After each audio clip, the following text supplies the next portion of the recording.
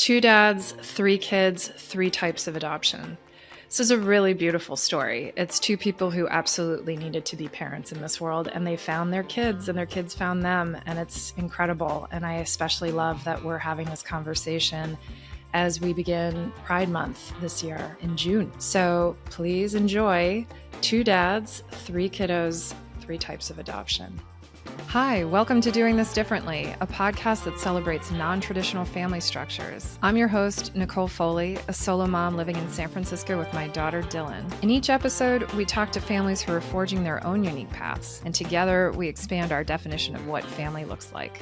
Today, we're talking to two dads about how they became a family of five through three types of adoption: foster to adopt, open adoption, and private adoption. As we know, families come in all flavors, and we'll hear about the unique path that brought this family together. And with that, I'd like to introduce our guests. JD Schramm is an educator, author, speaker, and coach of all things related to communication. Beyond that, he's an avid volunteer for several different mental health and LGBTQ efforts. Also with us is JD's husband, Reverend Ken Daigle, who's senior minister at the Unity Church in San Francisco, a role he's held for over 10 years. Further, he serves as board chair of Unity World Headquarters and is an author and teacher on absolute abundance. Together, they've been married 17 years, and their three children are ages 5, 8, and 25, all whom they've adopted through three distinctly different processes. Welcome. Thank you, Nicole. It's wonderful to be here. Thanks so much for having us, Nicole. Yeah, I'm excited to talk to you all, and thank you so much for sharing your story with us. Absolutely. So let's get into it. So can you each describe the environment you grew up in and how that shaped your worldview in terms of what family looked like? Well, I grew up in a Catholic family in New Orleans. So, very rooted in religion and having lots of children. We had 4. My father remarried, which is a very un-Catholic thing to do, but then he adopted 5 other children. So there were 9 of us. So always surrounded by kids. And I have over 50 nieces and nephews. I've lost count at this point. 52, because that's only on dad's side. That's true. There's more on mom's side. So yes. Oh, wow. More than 52. Yeah. And that makes holidays really fun, I'm assuming.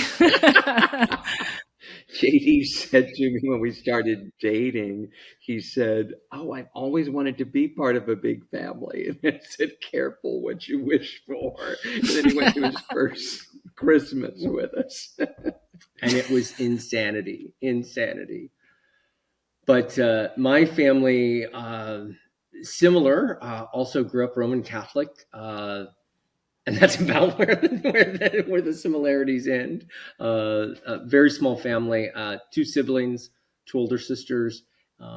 Grew up in a small town in western Kansas, and very much we were around one another, and once in a great while cousins. But I was the youngest of my generation, so I never really saw, people raising children and being around nieces and nephews and great nieces and great nephews. That wasn't a part of my experience at all. So JD, that first Christmas holiday season with Ken's family, describe that. This is something that you had always wanted to be a part of, a big family. Give us a little bit of, a story or detail in terms of like what that experience was like and how different that might have been from what you were used to. Knowing that Ken has so many nieces, nephews, great nephews, he had been single for a long time. We both had been, but he had gotten in the habit of doing 12 days of Christmas gifts for each and every niece and nephew. I was just doing the math. I'm like, okay, wait, how are you? And he goes, no. It's not all of it. It's not as bad as it sounds. So. It's just from age 5 to 12. That's like going to bankrupt you. Christmas bankrupt from you to them. And then his, all of the siblings and the grandparents. So there is a lot of joy. There is a lot of gifts. There's a lot of Southern food. And there's a lot of people. And it was so attractive to me and also overwhelming to me at the same time. Of course. And now that I've gotten used to it, I treasure being, around the Daigle family as they open gifts or as they celebrate weddings or acknowledge funerals. But first trip, what was that, Christmas of 06? Yeah. So, and we A little big. I just showed up at my mom's house, so there was a subsection of all the nieces and nephews, and I had the age appropriate 12 days of gifts, and they're tiny gifts, just gives them something to open every day, right? Mm. So because they get bombarded on Christmas Day, so my 12 days happens after, and so we show up. He bombards them after. But yeah, go on. And so we show up and we're doing the cacophony of gifts, and we had shown up a couple days late. It was a couple days after Christmas. So we had a couple days of the days of Christmas to catch up on. And so all the kids were there, and we're handing out all their presents, and there's just paper flying everywhere and kids throwing gifts in the air and exchanging it all. And when it was all finished, and he said, "Wow." He goes, "I'm glad that's over." And I said, "This was only the first family. There's a whole other side. We have to go tomorrow." Exactly. I'm just imagining it. This is just the first family. It's, yeah. I mean, in my family on both sides, there's several cousins, and to me that just makes it so fun. But I can only imagine, and I've heard from my cousins' partners. They'd be like, gosh, this is a huge family. So it's all, relative based on your own experience. But exactly. Yeah.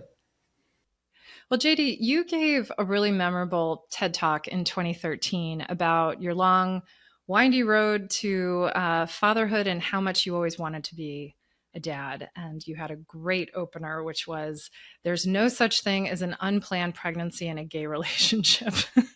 And that is the truth. And in that talk, do you say that both you and Ken had expressed to each other that you wanted children? So can you tell us a little bit about those early conversations that you had in terms of the family you wanted to create together? And either one of you can take that. Well, I think the most memorable was, so we were friends for 3 years before we ever dated. So our first date was just right around the time we had known each other for 3 years. And then our second date, a few days later, he brought his 11-year-old nephew with him. Well, no, Sweet. They already had plans. I was the tag along. And I remember Ken looking at me and saying, "You want to be a part of my life? This is it." And that set the expectation and the table stakes that I was with someone who wanted to parent as much as I did. And so it was always a part of our conversation that we didn't know how, we didn't know when, but that at some point we would raise a family, and we just would figure that out as we went along. Yeah, so that nephew was living with me for the summer, and so I had to figure out what to do with him. And then Katrina had happened, and so he came back. He'd flown home to start school, and then he came back after Katrina, and I enrolled him in school. So it was a whole period where Connor was with me for the whole time, and he just became part of our family. So that was our first parenting experience, really. So it was quite different between being the uncle for a holiday visit, for a summer visit to New York City, right, to being the uncle who is putting you through school and back into work. And Connor had the reaction of like, "Oh, where's fun, Uncle Kenny?" Right. Yeah, this is feeling too much like a parent. Yeah. You mentioned that you started taking steps towards adoption in 2012. This is part of your TED Talk. And can you walk us through what that experience looked like? I know that there were several chapters to this. So whatever you'd like to share, like just sort of a summary of what that experience was. Do you want to lead? Yeah, well, generally, we went to adoption seminars. We looked at foster care and foster adopt, and we really had the desire to do both, to parent an infant, to adopt a baby, and also to adopt a child in need. Our overarching concern was that we were going to we thought,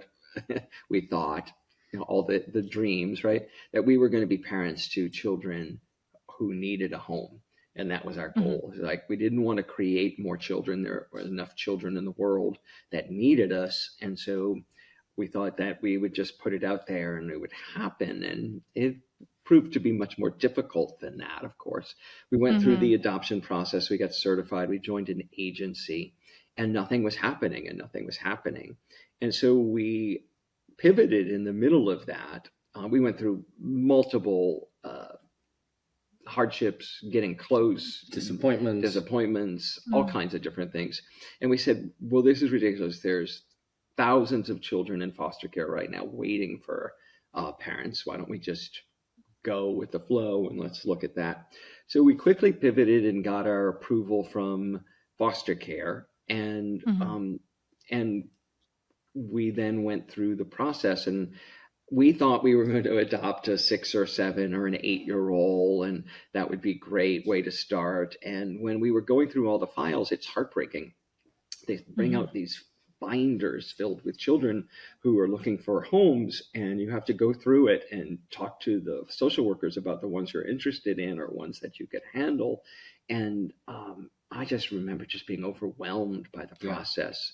JD was traveling that weekend, and I was doing it alone. And the social worker came in and saw the look on my face, the overwhelmed, this is way too much look on my face. And she said, Ken, you don't have to worry. There are other children, there are other parents for other children. Just choose the one that is right for you. Right. And so with that permission she gave me not to have to take it all on, I picked up this picture of this 15-year-old boy who is standing on top of some apparatus, like a gymnastic apparatus, and flexing his muscles. And he looked like he didn't have a care in the world, which I knew wasn't true, but it was a great picture. And I said, tell me about him. And so that started our journey into Toby. It led to a meeting where JD joined me, and there were all 5 of his social workers and another binder of all the stuff. And they said to us that they would not introduce us to Toby unless we committed to not changing our minds. That they said they didn't think he could survive another rejection. Yeah. I'm going to cry as I say this. And that they would, they told us everything they knew about his history. He had been in foster care for 8 years, from when he was 8 till he was 15. And had several disappointments. And so they said they wanted us to go home for the weekend and think about it and let them know. And in that meeting, there was a line in the binder, and they told us about it. It's like, despite all that Toby has been through, he still dreams of finding his forever family. Yeah. So we thought about it, and we said, you know what? Isn't this what every parent does? They have a child who shows up and they commit to them no matter what. Yeah. You don't know who you're going to get when you're having a biological child. My parents certainly were surprised by me. And mine were blessed by me. So you just never know what you're going to get. So. And so we knew we were all in once we heard that line. And so we told them, yes, we would not change our minds. And so the next weekend, they arranged a meeting for us, and we met Toby, and I asked him what color he wanted his room painted. And he said, no one's ever asked me that before. Wow. He answered black. Sure. All the colors of the rainbow he could choose from. He chose black. And I said, how about gray? Side note, I keep thinking about this part of the conversation. Just even the word, he can't survive another rejection. I love the thought process of JD and Ken of just like, we don't even know what we're going to get if this was a biological child. I can tell you from my own world, my own family, you really don't know what you're going to get. And so I love that they committed before they were all in, as they say. And it's just heartbreaking to think about these children whose they're just looking for families, and the fact that like that note in the file of despite everything, he's still looking for his forever family. I'm so happy that he found JD and Ken. But just wanted to really take another beat with that of just the beautiful all-in commitment. It's, yeah, I can understand why he was getting teary. I was getting teary too. And back to the conversation. So he moved in right at his 16th birthday, and which was October, and we went through the next 7 months or so really learning what it's like to parent a teenager that you've had no experience with up until that moment.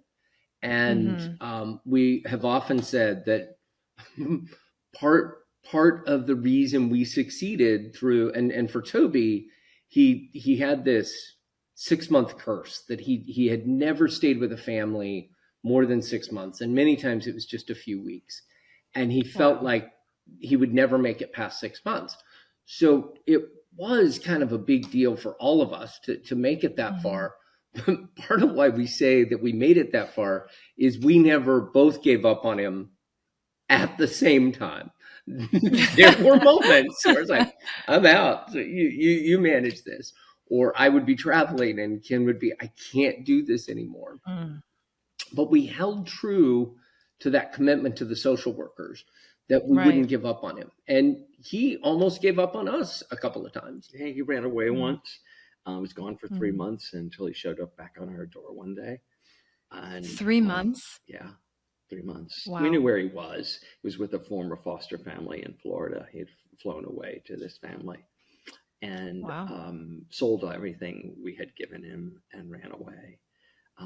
So we got to be the bad parents that we got to be his thing to push against really hard. And so we took him back in, and we forgave him and parented him through all of that. And he was with us until 2 years ago now. He moved out with his girlfriend. Now he's living with another girlfriend, but he's transitioned. He came back for a month in there between those two. But it has really, I'll tell this story. We went to a comedy event recently with his girlfriend. We were standing in line waiting to get in, and somehow the conversation got around to something about disappointments in life. And he said, well, I must be your biggest disappointment. And I just looked at him and said, no, you're our biggest success story. And he goes, me? Yeah. I'm your biggest success story? He goes, yeah. You have a full-time job. You live in San Francisco with your girlfriend, and we don't pay for any of it. Success. Self-sufficiency. I mean, that is a true success story for sure. Right. And I said, in seriousness, Toby, you're doing amazing. This is such a trajectory change. We talked about it when we started, when we were, rosy-eyed. We had the rose-colored glasses on about what it would be like. And we said, we really don't need to change everything. All we need to do is move the dial one notch on the dial, and the trajectory of his life changes exponentially. And that's what I think we did. We just changed the dial just a degree. And Toby's life is in a different place than it ever would have been before. Yeah. So, as the universe would have it, Toby moved in. And a month later, a birth mother who wanted to have our child called us and told us she was pregnant. So we went from 0 to 60. In the first year, we had a 16-year-old and a newborn. Boom. and an Australian Shepherd. So a sullen teenager, an infant who needed everything, and a dog in the way. I'm stressed out just listening to that. Yeah. If I saw this in a film, I would think, they're taking some dramatic license. No, literally, that was what that 10-month period looked like. And we, as first-time parents, didn't know any better. And we were just doing the next right thing, the next choice that's in front of you. And looking back, I would never recommend that you do both of those things from two separate biological families. Like there wasn't a reason to have those two together, but that's how, as Ken said, that's how the universe handed us our family. And and that was our foray into parenthood all in 1 year. I can't believe that was in 1 year. I mean, I was going to say earlier when you were talking about going from like no children to a teenager, I was thinking there's like zero merge lane there. Like you're just kind of going for it, right? But we had the experience of raising Connor a little bit together. So it wasn't like we were new to this idea of parenting, but a sullen 16-year-old teenager was quite a... Yeah. And then from Toby's perspective, I can imagine if 6 months had been the longest he'd been with any family, I would imagine like everything that you just described, like some sort of acting out, like, hey, I don't want to be rejected again, so I'm gonna leave first, or something like that. It's a lot to handle all at once, and then there's this private adoption. One of the fights he was looking at us, he was so mad because it was like, I'm the liberal, the crazy one, and JD and I, he'd come to us and he'd go, I want to go to a rave. And JD goes, well, tell me more. And I'm going, absolutely not. That's like, let's think about this. Let's process this. You're 16 years old. You're not going to a rave. Right. Well, and also you hadn't had the shared muscle memory of like the united front. So were those opposing opinions or approaches happening in real time in front of you? He went to the rave. He did. He brought him. Several Friday nights in a row. There was a non-alcoholic rave that I could drop him off at midnight and pick him up at 2 a.m. And wow. He's a saint. And Ken slept, and it all worked out fine. But when in one of those fights, he looked at us and said, this is not how real parents act. And I just looked at him and said, how would you know? He got so mad at me. One of Ken's best parenting moments. It's like, this is exactly how real parents act. So we've talked about 2 of the 3 different adoptions. So we have the foster to adopt, the private adoption, and then you also did an open adoption. We'll just do a snapshot of it. But the private adoption, our daughter, Roma, it was a family who had seen our story on Facebook because we had, like we talked about, lots of disappointments, lots of setbacks. And we'd been blogging about it on our Facebook page. And they were total strangers to us. And they read our story, reached out to us and said, we want to conceive a child for you to adopt. And we said, we're not looking for surrogates. That's not what we want to do. And right. Said, we don't want any money.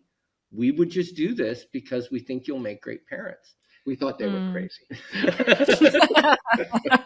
And it ended up being, without question, one of the most generous gifts we've ever received. Oh, yeah. For sure. We fell in love with them. They came to visit. They live in Bakersfield, California. And they came to visit, and we fell in love with them. They had little kids, and they were in their early 20s at the time. And wow, and then so right after Toby moved in, they called us and said, we're pregnant. So Toby moved in October. They called us in November and said, we're pregnant. And we held off on telling Toby because we didn't want to frighten him. But a lot of his anxiety in the first year was that we were going to abandon him because we had a baby on the way. And we just kept reassuring him. Yeah. He was there with us when Roma was born. We were in the hospital. JD cut the cord. I was the first to do skin to skin, and the husband filmed the whole thing for us as we brought Roma into the world. And it's just the most generous gift and the most amazing couple we've ever encountered. And now Roma turns 9 this summer. I just can't believe all this time has gone by, right? Yeah. Yeah. And so that was our private adoption. All we had to do was pay.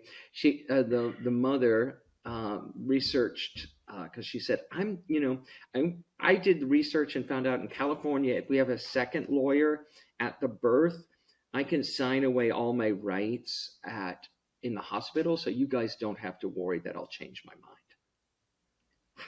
And she did. Wow. They did. And then she pumped breast milk for us. Oh my goodness. Wow. Yeah. So I share that story. I mean, I love that story, but I also am thoughtful, particularly as prospective parents are listening to your podcast. Um, that is a very atypical situation.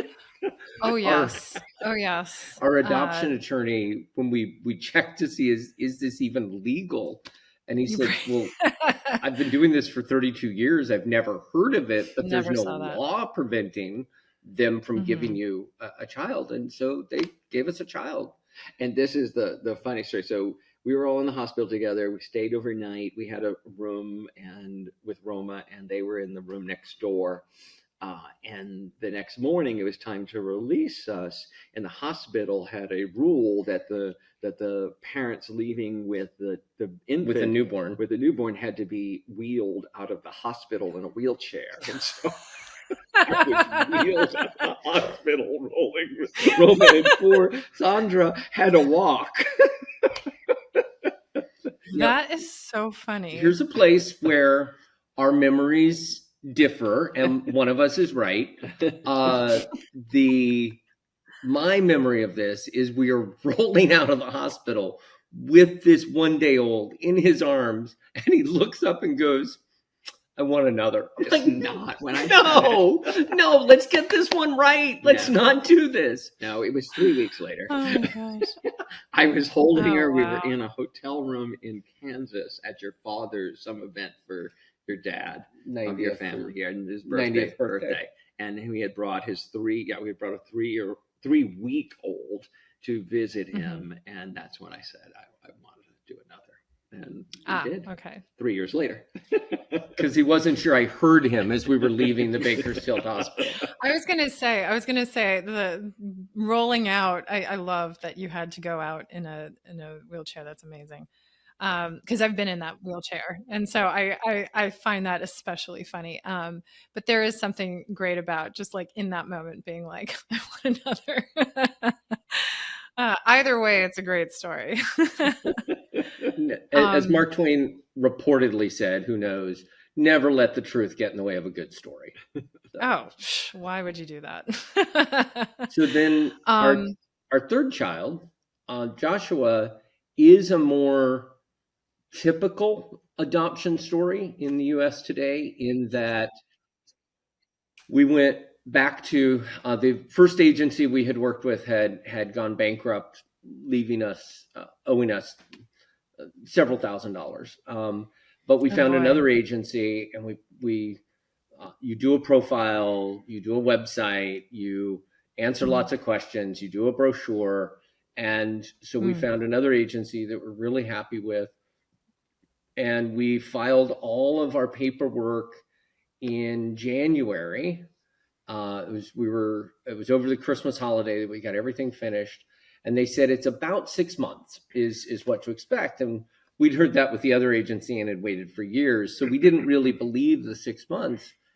Sure. And sure enough, July 11th, just a little over 6 months, we got the first notification that an expectant mother had looked at all of the profiles online and had chosen the two of us as who she wanted to raise her yet to be born child. And there were complications. We don't have to go into all of them, but they were very clear up front about many of the complications that we might see. But this is now our third trip to the rodeo, and we looked through everything. Sure. We had one of my clients who's a OBGYN look at the records, and we felt like it was a situation we were able to take on. And so we agreed. And I remember asking our adoption attorney, I said, because she was in Nashville, I said, we're going to be in Atlanta, and it would not be hard for us to go through Nashville on our way. Would it be good to meet her before the baby is born? The baby was due in September. Our adoption attorney was so funny. He said, "Oh, yes, if you can meet her anytime other than when she is giving birth to be the first time she meets you, that's a good idea." I'm like, okay. So we flew through Nashville in August, met her, went out to lunch, talked about, we'd already made the agreement that we were going to adopt the child once it was born. And then she gave birth 3 weeks early. So Oh, wow. 10 days later, we were back in Nashville waiting for our son to be born. And when we look at it from July 11th, we found out, to August 23rd, he was born. We did not have a long window to be ready for this little guy to come into our life. Yeah. Wow. I love this part of the story. So we were in San Francisco. We were texting and talking to the birth mother, and she was spotting. So she was going to the hospital for a check. She just wanted to let you know. And then it went from, well, they're going to run some tests, to they're admitting me, they're inducing labor. So it went from and so we got on a red eye with Toby and Roma that night, and landed in Nashville that morning, and made it to the hospital before she had even really gotten into serious labor. So we were astonished we made it in time, and so we were there for that birth. But Joshua was born with severe medical complications. They had a NICU team waiting for him at his birth. Things we didn't know about before, we found about that morning once we landed off the plane. And he was born with Pierre Robin, that's the second word I can't remember. Robin sequence, which is a recessed and small jaw, and it obstructed his airway. His tongue obstructed his airway, and he had no his palate didn't close because of the tongue. So he had to be intubated at birth and rushed to NICU. And he had surgery at 3rd week, where they extended his jaw. They cut his bottom jaw open and put this is my other favorite story. So they do the surgery. It's bad enough. He's 3 weeks old. He's 4 pounds. He's 3 days old. He's 4 pounds. He gets to the surgery, and it comes out, and he's got this device now implanted in his jaw, and they have these 2 bolts coming out from behind his ears. And the surgeon says to me, it goes, well, so twice a day we're going to take this screwdriver and turn the bolts to start extending his jaw. And he said, you'll do this 3 times this way. And he said, I said, I can't do that. And he goes, well, you've used a screwdriver, you can do this. I said, I've never used a screwdriver on a person. It's like, so I said, we're in a hospital. I'm sure someone can handle this, right? And so the night nurse came on that evening when it was time to turn the screws again. I had been there for the first one. And the night nurse looked at me and said, I've never done this. And I was like, oh, okay, I guess I'm doing it. So I learned how to turn the screws on my son's bolts. We joked. He was born in August, and we said, well, we have a Halloween costume already with the bolts coming out of his ears. He can be Frankenstein. Oh my God. Well, I'm just thinking, like, 4 pounds. 4 pounds. My daughter was born at 8 pounds, exactly 8 pounds, and they're just so tiny, and everything is so fragile, and you just always feel like you're going to break them. And so I can't even imagine. That just sounds like a very aggressive approach to rectifying this. And I kudos to you for rolling with it, because it sounds like that was the only option. But also, wow, that's not easy to do with a really fragile, tiny person. Yeah. And they knew exactly, at Vanderbilt Hospital where he was born, they knew exactly what he needed. We trusted the experts. Occasionally we got a second opinion on something, but it's miraculous when you look at the photos. In just a few weeks that, his jaw was extracted out to the place where it should be. We were able to fly home with him to California after 43 days in the hospital. And then 6 weeks later, we had a second surgery here at UCSF where they removed the plates, and one more surgery later, but all of his recovery has been great. And, it was not the journey we expected to go on, but Sure. we do know we were the best parents to step in at that moment with that child to take that on. And all 3 of our kids, whether through foster adoption, open adoption, or private adoption have now become our family and our siblings to one another with no shared DNA, but a lot of shared love. Side note, the reason I'm giving this an extra beat is that I've had conversations with people who have a hard time understanding that or believing it. Maybe folks wonder if you are genetically connected to someone, you naturally feel more love for them. But love is love, and I think that's something for people to understand, if that is a new concept, that you absolutely can not only love a child or love others who are not genetically connected to you just as much. It's hard to compare, especially if you don't have the frame of reference of one child who's biological and another that is who is adopted, or maybe you used an egg donor, sperm donor, whatever it is. Love is love. It doesn't matter. Family's family, and that's pretty much what this whole podcast is about. It's redefining what family looks like, and family can be people who are not, that DNA is not the common thread, that it's simply love. And back to the conversation. There's a lot of questions I want to ask just about the siblings in this, especially like early days with Toby and Roma, but I'm curious about, the process for each, because as you pointed out, the reason why there's no law against the private adoption that you described is that never happens. Like, there's no law because there's never needed to be one. And so, yeah, that is extremely unique. My experience in terms of hearing from folks who have adopted, it is quite a process with many many steps involved, and also just in many cases a roller coaster ride of emotions. Something that we really glossed over earlier is just, in terms of you becoming parents, there were promising possibilities, and then a person changes their mind, or something happens that changes everything. And so there's just a lot involved in this. And I'm just curious, as we're definitely saying the private adoption is very unique. What were the similarities between foster to adopt and the open adoption? Because as you pointed out very astutely, JD, like this is going to be a very planned, pregnancy or a planned road to parenthood as a gay couple.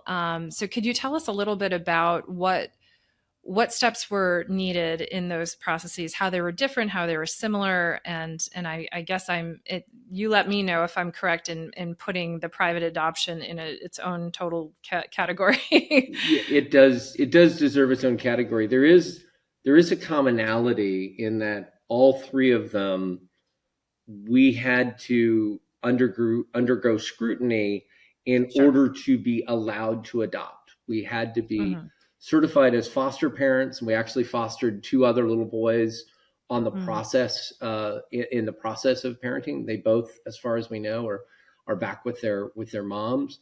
But we had to go through that certification and fingerprints and home study and first aid, FBI checks, and so we went through that with Toby, and then we went through that again with a very similar set of procedures for Roma. Even though it was a private adoption, the state still had to verify that we were fit parents to be able to take her on.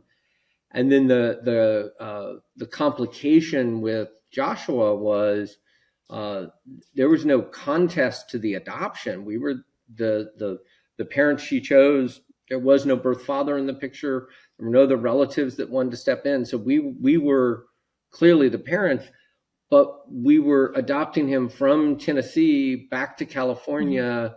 And when could he be released from the hospital, when we could travel? Each of them had their own set of complications. And fortunately, and again, I keep thinking of prospective parents who may be watching or listening to this, fortunately, there are a lot of good resources. There are some great people out there, both in the foster care system and in agencies and adoption attorneys that could walk us through it.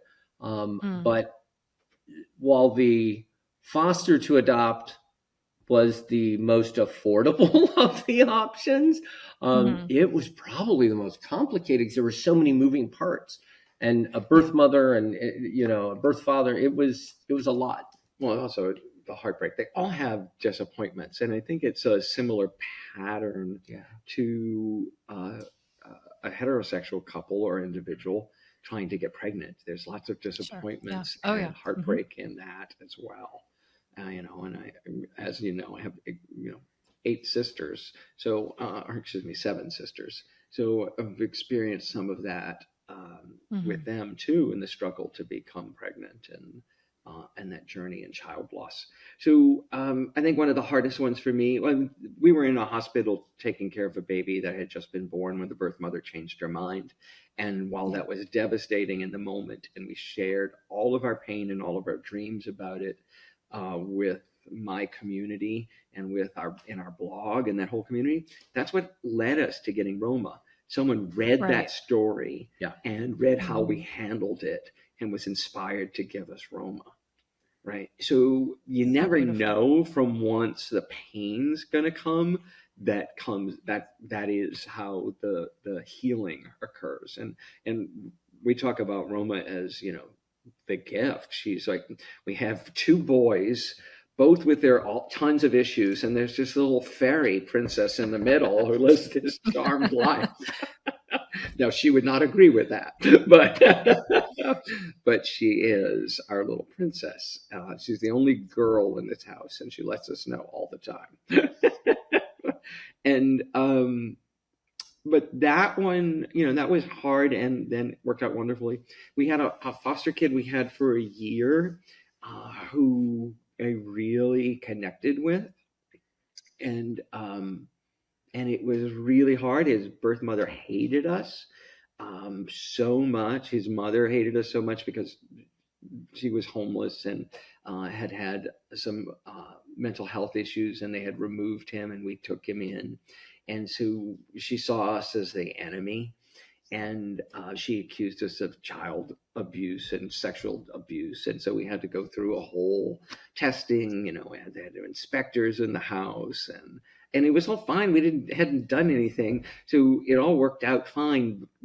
And I just understand she felt so powerless. It was the only way she could, and threatened, she could assert control. But when she moved away, and so they moved him to be closer to his mom. And it was the foster care system is horrible.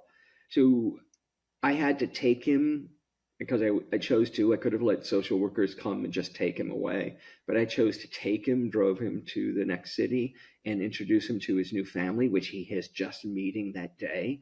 And I had to turn around and leave him. And I sobbed the whole way home.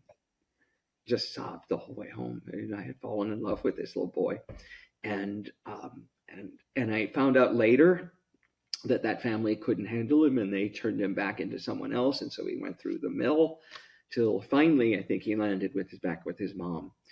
But, the system is broken, and it breaks kids, and it breaks the adults who enter into it. So you have to go in knowing that it's a dysfunctional system. It's not unicorns and cupcakes. Definitely not. Yeah. Yeah, we had a conversation in a previous episode of a child-free couple who never intended to have children, and then they ended up becoming child advocates for children in the foster care system, and then eventually took one into their home as a teenager. So a similar no merge lane such. But yeah, no, it just, I think what makes it so hard, especially foster care related situations, is it's just so devastating on all sides. Like as you're describing this woman with the mental health issues, like I can't even imagine someone taking my daughter away. Like even if that is the best thing for her, it's so devastating on all sides. And I can imagine how just how gutting that was for you. I mean, just the way you described it, it's just horrible. And to know that the child ends up, not even staying in that new environment, it's that I would agree with you that the system is broken. I wish I had a great idea on how to fix that. I just observe from the sidelines and I just don't even know what to say. I just shake my head. It's just so awful. And what we hope is that we did everything we were able to do. We're amazed with the court-appointed special advocates, the CASAs. Our oldest son had the same CASA for 8 years. We've had friends of ours who've gotten certified and who've served in that role. We hope that, and we believe that ultimately the best that will happen is going to happen for that child. We have moved one time since then. We still think we're pretty findable, but he was 4 when he left our house. So, it could happen. He might show up with us again someday, but his picture still hangs on the hallway with all the family pictures. And it's funny because even our littlest, Joshua, knows our foster son's name and knows that he is a part of a family that is bigger than the family that's under the roof right now. So he was this little boy. I was 3 when we got him. He turned 4 like the month after we got him, and we threw him a birthday party. He said, "What do you want for your birthday party?" He goes, "I want a Moana party." So we deck out. We made cupcakes. We went to Disney store and got him the costume. He wanted to be Moana, so he was Moana. And I had the full wig and the whole costume, and he just was in heaven. And that's part of the reason the mother hated us so much. Oh yeah, is because we let him be whoever he wanted to be. And in fact, before we had to give him up, we had taken him to UCSF because he started wearing all of Roma's clothes. About a month into when he was with us, he just started putting them on as what he wanted to wear, and so we took him to UCSF has a gender identity clinic, and we took him to that. And we were able to get it inserted into his court records that whoever was fostering him had to abide by his desires for how he dressed. So I don't know if it stuck because once he was back with his mother, but and he was 4. He was just going through what all children go through and trying to figure out identity, right? Yeah. I love that. I love that you supported his wishes and how he wants to express. And Roma was 2, so he was grown up Moana with the big hair and the dress, and Roma we dressed as baby Moana in a diaper. So we have pictures of them together. So cute. Oh my gosh. Well, one thing that you said, JD, in your talk was you described parenting as dancing with that which is unknown, unplanned, and unpredictable. I truly could not phrase that any better. So I'm curious, with your 3 children, like how has it been? How is it going? And also, I'm very curious to hear how you've talked about how your family is unique. I mean, I think that's one of the things that I find most interesting about these conversations with the different families who are all unique in their own way. As children start to socialize, as they get older, they ask really smart questions, and they're observing the world around them. They're observing the world inside the home. So I'm curious, like how you've approached the topic of your unique family, and when did you start talking about it? What have those conversations been like? But also very curious to hear, like, how has it gone? Like, I know that's a lot of questions. One of the items that we learned, particularly in the foster care process, is for Toby, it is not our narrative to tell. It's his narrative. So we have shared a little bit with you, but nothing that he hasn't shared with, tons of people. But we don't tell his story. We let him choose what's the narrative he shares or doesn't share. And if we ever do talk or write about it, we clarify with him, are you okay that we said this? And usually he's much more okay than we could have gone further. With the 2 children we've raised since infancy, we have age appropriately just been completely honest. So Roma has grown up with 3 full siblings in Bakersfield, and they all know, 2 are older, 1 is younger.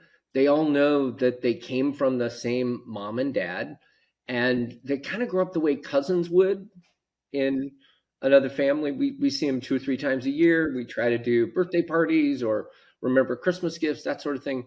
But they all know that they are siblings, but that Roma lives here and the other 3 live elsewhere. With Joshua, who is the youngest and who's only 5, he knows he's adopted. He knows most of his friends have a mom and a dad. I don't think he has any friends with 2 dads or 2 moms. I think all of his friends are traditional straight families.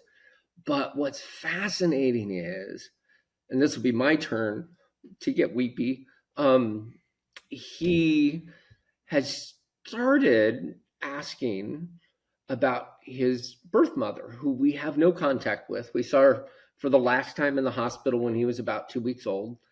And but because of 23andMe, we have had, all 5 of us have had our DNA swabs done and what is our lineage. And I checked the box that said we're willing to be in contact with family members. His grandparents have reached out to us, and we've established originally just an email relationship. And then this year on Mother's Day, we did a phone call. And this summer, I'm going to take him back to Nashville to be able to see where he was born, what the hospital was, and to meet his grandmother and grandfather. And we don't know what their relationship is to his birth mom. We know nothing about, what has happened there. But he is so excited about being able to also have a grandfather the way Roma does. And so, but we never lie.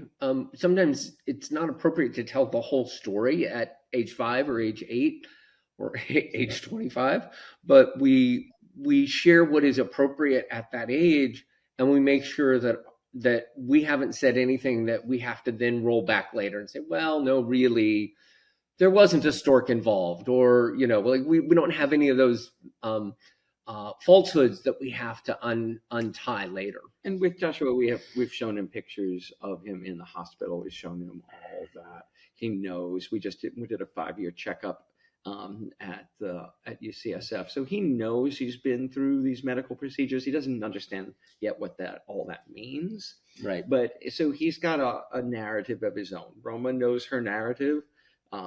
She is, she knows who her parents are. She knows the whole story. She asks us to tell the story over and over and over again. It's pretty special. So it is part of her, her understanding of her place in the world. And it's really been amazing to watch. Joshua, as occasionally, went through a period when he last year where if we were correct him, he'd go, I'm going to go live with my mother. I was like, okay, you met her when you were 2 weeks old. But there was a fantasy in his head of that he could just go away and live with his mother. So because he was mad at us. So I've got this, this theme of all the kids being mad at us for parenting them at some point, right? I'm sorry you've gone through that, honey. I don't think I realized that. And so Nicole, it is harder than you can ever imagine. It's like someone asked us about Toby once. Would you do it again? And I said, then when I was that age, yes. Would I do it again now? No. But would I do it again if I had to go back in time? Would I do it again? Absolutely. Right? I would do it again because nothing that I went through, everything that I went through and that we went through pales in comparison to what Toby went through. Yeah, absolutely. Right? Pales. I don't even compare. It's like parenting isn't as bad as what a child living in that kind of situation is. So, yeah, I'm glad we did it. But yeah, not going to do it again at this age. Yeah. And we're done. We are. We've had We're our tubes done. tied. I was very much one and done. It's interesting too, because whenever I talk about it, I'm like, you know how everyone says how hard it is? It's just like, I have these like conversations with myself sometimes, like, everyone told me, but nobody told me. It's like everyone tells you it's hard, right? But it's just like at the same time, you're just like, but nobody told me. It's like back and forth in my head. Yeah. So when we were expecting Joshua, so it's our third, and I'm at a family event with my brother, who's my older brother, and he said, you do know how old you are, right? And I said, I'm always younger than you. That's great. So, Well, what's interesting as I'm talking to you, and of course I had the benefit of listening to your talk, JD. I mean, clearly we're dealing with a high level of EQ from my perspective in talking to you, but I'm curious, did you seek guidance in terms of having these conversations where, I know that, for example, yeah, when I was working with UCSF, and they were, their recommendation is early and often and through books, and so that's what I have done in terms of introducing the concept of, our, Dylan, our family's unique, and this is the way in which it's unique. But I'm just curious, did you seek any guidance, or was this all instinct, how you were able to have these conversations with the kiddos? Definitely not instinct. Absolutely guidance. And some of the earliest foster parenting and adoptive parenting classes were the best for us in terms of hearing from other adoptive parents, how they handle situations. I remember one class that we did even role plays in with other parents that were also going to adopt children, about how you handle questions from strangers, how you handle questions from family. And I wouldn't have thought those things through.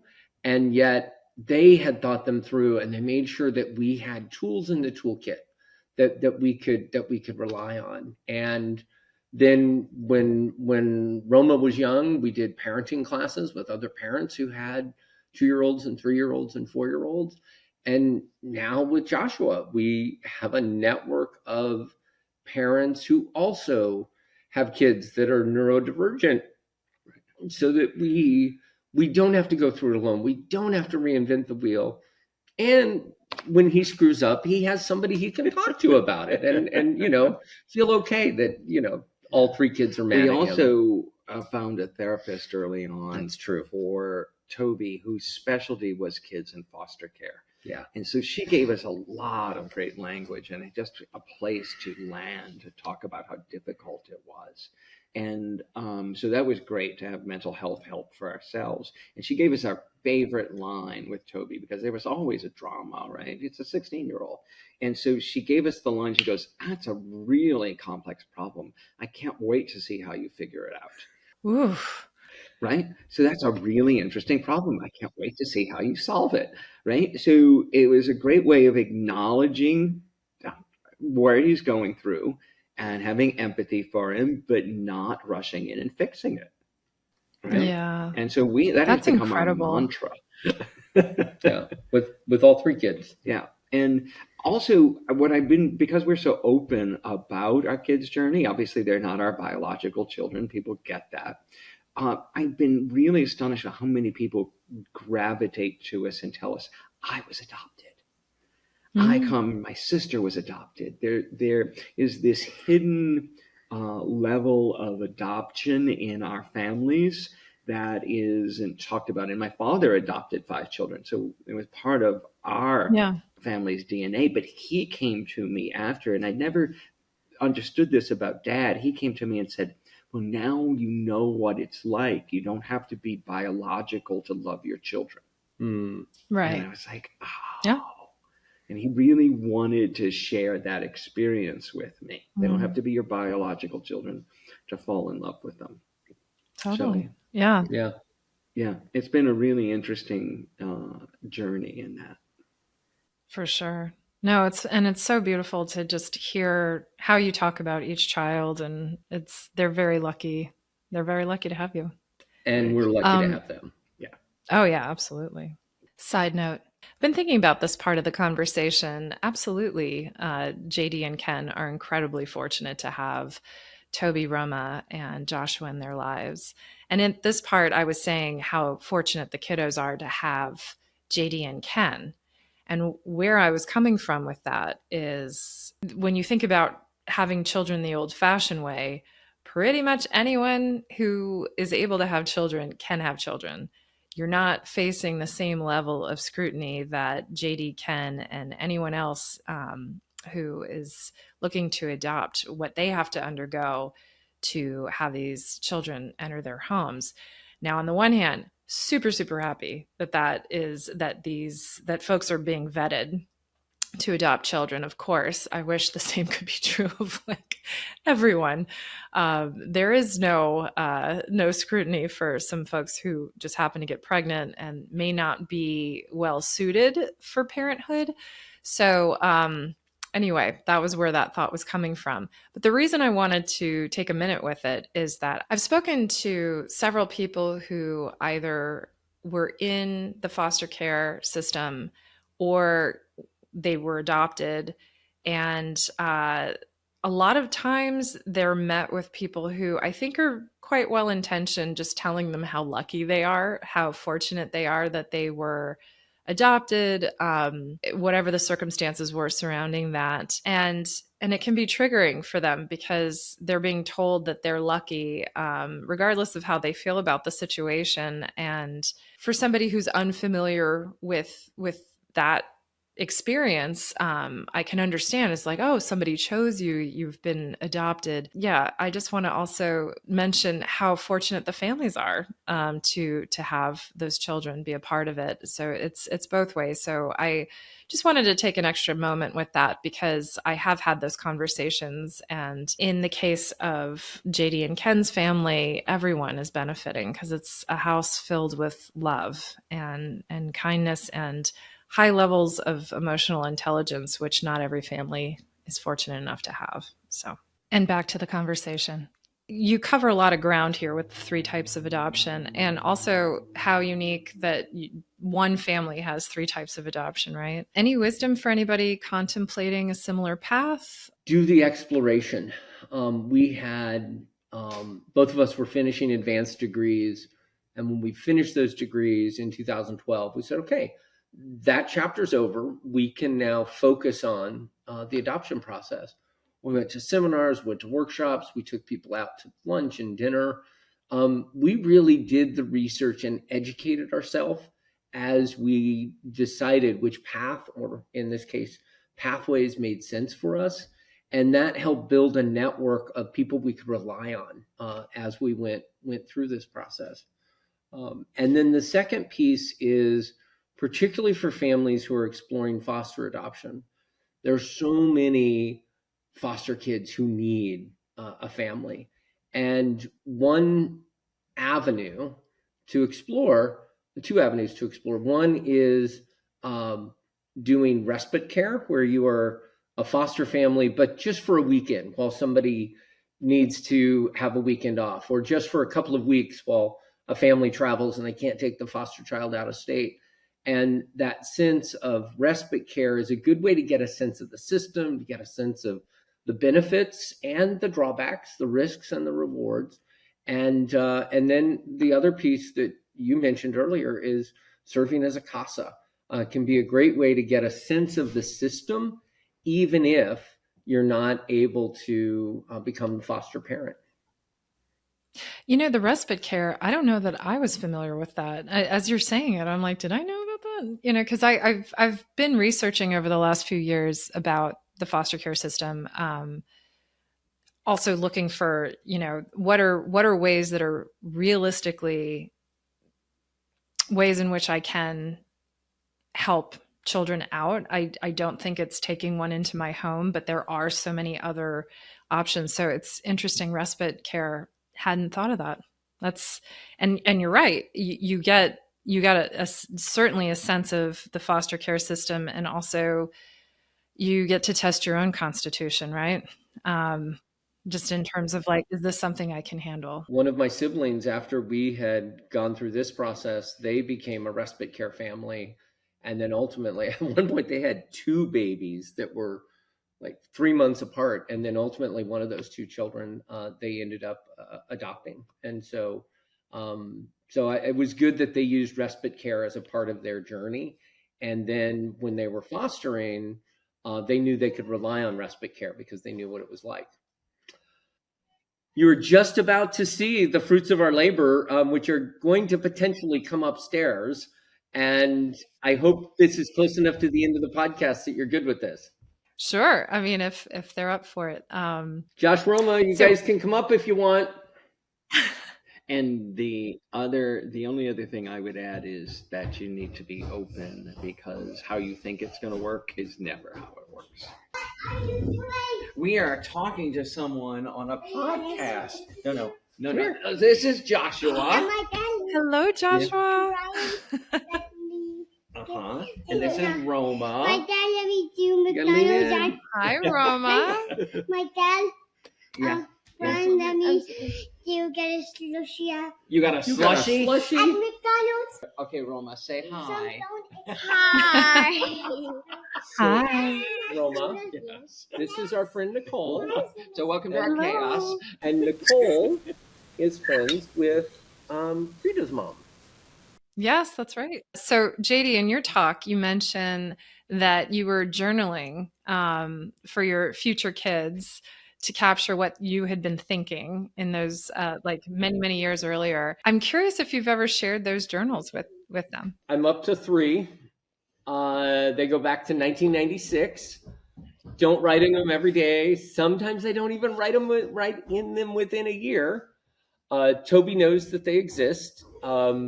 And there have been times where reading a page or 2 was appropriate. I don't think Roma knows they exist, but when it's appropriate, I will. And I've also had them scanned and typed. So should the paper journals get lost, there still is a record. But I think they will love to know. Such an MBA. Oh my God. I think they will love to know the journey that we went on. And I learned early in the adoption process, before Ken and I had even met, that adopted children often feel unwelcome or not wanted, and that if you journal the process, it lets them know, no, we were serious about this. And so through Ken's blog, Ken's talks at the church where he's a minister, my writing, my TEDx talk, we have been open about that journey in a way that they can be let into it when they want to be a part of that conversation. That's such a great idea. And actually it's inspiring me. When I heard that part of your talk, I was thinking like, I need to be writing some of this stuff down, because there are lots of things that are happening that she doesn't understand right now that I would love to record in some way, so that when it is appropriate to share, that she has some context, she has some background. So thank you for that inspiration. And just JD, Ken, thank you so much. This has been such a lovely conversation. And like I said, I mean, what an incredible home filled with love, and just what a beautiful family. And I love that I got to meet 2 of them. And hi, Toby. Thank you so much. We loved being a part of your conversation, and so wish there was a podcast like this in 2012 when we were starting the process. We would have eaten up every episode. So it's good to be a part of it from this side.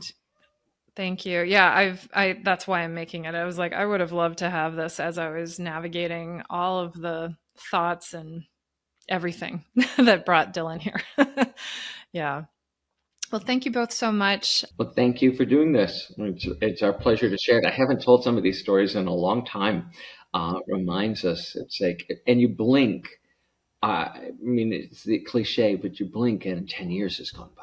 Yeah. Yeah. And it's Everyone like, keeps reminding it's me been of a that. decade of this, right? So, Yeah. yeah. Mhm. Okay. Well, thank you so much for joining us, and just congrats on such a beautiful family. Also, if you're part of a unique family and you want to have a conversation with me, please reach out. Doingthisdifferently.com. Happy to chat with you. I think it's really important, as I've had these conversations with all these different families, normalizing that what makes your family unique is really helpful. It also helps children learn about inclusion and opens their minds as well as their parents, and gives everybody a shared language and understanding of what it means to be a unique family. Thank you again for joining us, and we'll see you next time.